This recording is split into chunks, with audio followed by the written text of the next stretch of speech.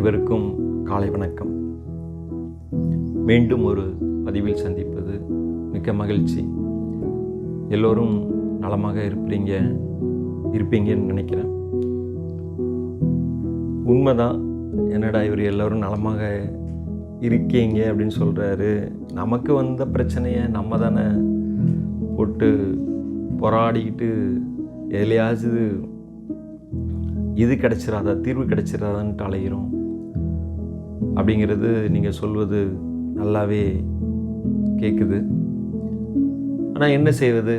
நமக்கு அந்த சிந்தனை திறன் ஓங்கி இருக்கக்கூடிய தன்மை இல்லை.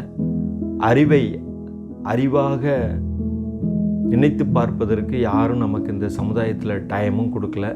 நேரம் காலம் ஒதுக்கி கொடுத்தா கூட நம்ம அதுக்குள்ளே போய் நம்மளை பற்றின புரிதல் நமக்கு ஏற்படுத்தப்படாத ஒரு வண்ணத்திலேயே நம்ம வாழ்ந்து பழகிட்டோம்.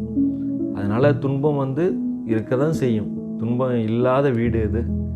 இன்பம் இருக்க தான் செய்யும். ஆனால் இன்பம் ரொம்ப சீக்கிரமாக போகக்கூடிய ஒரு காணல் நீர் மாதிரி இருக்குது. துன்பம் அதிகமாக இருக்கிற மாதிரி இருக்குது. கவலை அதிகமாக இருக்கிற மாதிரி இருக்குது. நோய் நொடிகள் வீட்டில் நிறைய இருக்குது. மனக்கவலை, அப்புறம் அந்த ஸ்ட்ரெஸ்ஸு, இது எல்லாம் இருந்ததுன்னா ஆட்டோமேட்டிக்காக ஸ்ட்ரெஸ்ஸு லீட் டு டிப்ரெஷன் என்ன பண்ணும்? அந்த குடும்பத்தையே அழிக்க ஆரம்பிச்சிடும். அப்போ இதெல்லாம் தேவையா? சரி, குடும்பம்னா என்ன? குடும்பம் யாரால் உருவாக்கப்பட்டுச்சு? இந்த சமுதாயத்தில் தானே உருவாக்கப்பட்டுச்சு. ஆதிகால மனிதன் எப்படி இருந்தான்? தனித்தனியாக தான் வாழ்ந்தான். அப்புறம் ஒரு குடும்பமாக வாழ தொடங்கினான். எதுக்குன்னா இயற்கை சீற்றங்கள்ல இருந்து தன்னை பாதுகாத்து கொள்வதற்கு. இயற்கை சீற்றங்கள்லாம் என்ன? இந்த குரங்குகள்னால் மிருகங்களை சொல்ல வரேன். அந்த மிருகங்கள், கொடிய விலங்கினங்கள் தன்னுடைய மனித இனத்தை, அதாவது இப்போ ஒரு ஆணும் பெண்ணும் ஒரு ஆதிவாசி இருக்கிறாங்க. அவங்களுக்கு பிறந்த ஒரு குழந்தை இருக்குது. அந்த குழந்தைய ஒரு மிருகம் தூக்கிட்டு போயிடுது. சிங்கமோ புலியோ கரடியோ ஏதோ ஒன்று தூக்கிட்டு போயிடுது. அப்போ அதை சிந்திக்க தொடங்குகிறான் மனிதன். அப்போ சிந்திக்க தொடங்கி நம்ம ஒரு தனித்தனியாக இருந்தால் நம்மளால் அந்த கொடிய விலங்கினங்களில் இருந்து நம்மளை பாதுகாத்து கொள்ள முடியாது அப்படின்னு சொல்லி ஒரு குரூப்பாக வாழ ஆரம்பிக்கிறான். இப்படியே ஒவ்வொரு விஷயம் நடக்க ஆரம்பிக்கிறது. இந்த இடத்துல தான் குடும்பம் அப்படின்னு தொடங்க ஆரம்பிக்கிறது. அப்போ சமுதாயம் அங்கே ஏற்படுத்தப்படுகின்றது. சரி, சமுதாயம் ஏற்படுத்தப்பட்டாச்சு. அப்புறம் இயற்கை சீற்றங்கள், மழை, வெள்ளம், புயல், அது மாதிரி ஓவர் ஹீட்டு, ஓவர் பனி, அதிலிருந்து மக்கள் மடிய தொடங்கும் பொழுது அப்புறம் அதில் இருந்து எப்படி வெளிப்படுவதுன்னு சிந்தனை அவனுக்கு மேலோங்குகிறது. அப்போ தான் நிறைய இதெல்லாம் சயின்ஸ் எக்யூப்மெண்ட்லாம் ஒன்று வர ஆரம்பிக்குது. சரி, இதெல்லாம் நம்ம விட்டுருவோம். இப்போ நம்ம என்ன பண்ணுறது? இந்த குடும்பம் யார் அமைச்சு கொடுத்தா? சரி, நல்லா இருக்கட்டும், அவங்க சூப்பராக அமைச்சு கொடுத்துருக்குறாங்க. ஆனால் குடும்பத்தில் நிம்மதியாக இருக்கிறோமா?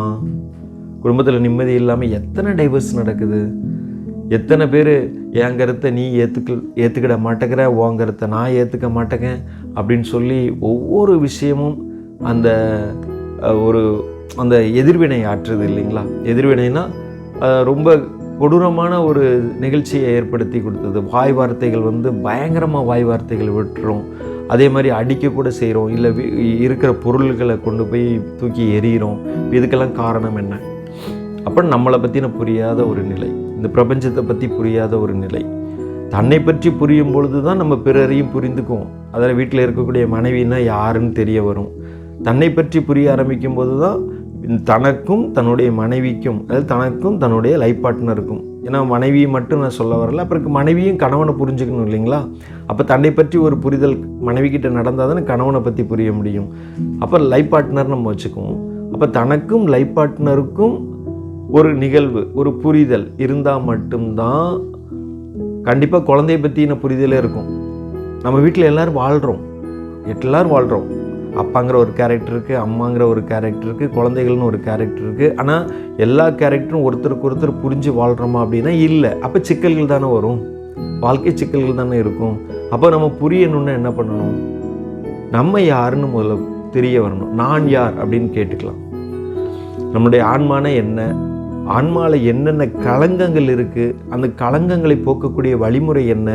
அப்போ அந்த வழிமுறை மூலமாக தானே ஆன்மாவை அந்த தூய்மை நிலைக்கு கொண்டு போக முடியும். தூய்மை நிலைக்கு கொண்டு போகும்போது தானே இறைவனை நம்ம உள்வாங்க முடியும். அதாவது இறைவன் உள்ளே தான் இருக்கிறான், உள்வாங்க முடியும்னு சொல்ல வரல.